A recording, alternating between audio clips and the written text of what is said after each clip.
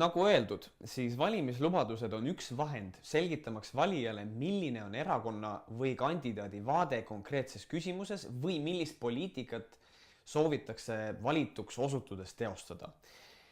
Erinevate lubaduste elluviimine sõltub aga sellest, kas selle jaoks on riigieelarves vabu vahendeid või mitte. Ma usun, et ma ei liialda, kui ma ütlen, et valimiste ajal antakse kõikide erakondade poolt kokku sadu erinevaid lubadusi.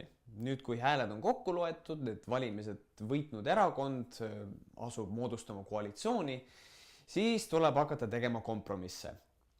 Milleski tuleb loobuda ning üldjuhul loobutakse kas väga kulukatest lubadustest või siis väga väikesele sihtgrupile suunatud lubadustest. Kui sul on valida, kas teha midagi, mis mõjutab positiivselt 1000 inimest või pelgalt 10 inimest, siis kuidagi on vaja järgmistel valimistel ju hääled kokku saada.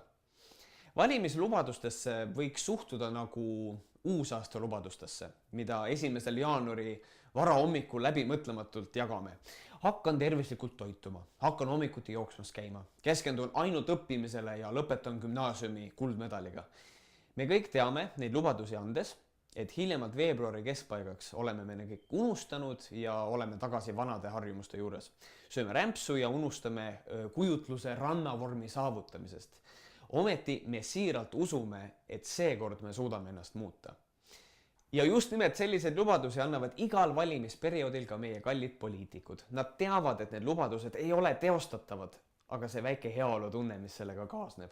Usk, et sellel korral ma suudan leida need mõnisada miljonit selle lubaduse teostamiseks, kuigi 3 eelmisel korral ei õnnestunud. Kui nüüd see kõik on valetamine, siis jah, valimislubadused on valetamine. See muideks oli nüüd ehe näide demagoogiast. Ma keerutan selge vastuse andmisest kõrvale ja jätan mulje, et kõik on selle juures korrektne.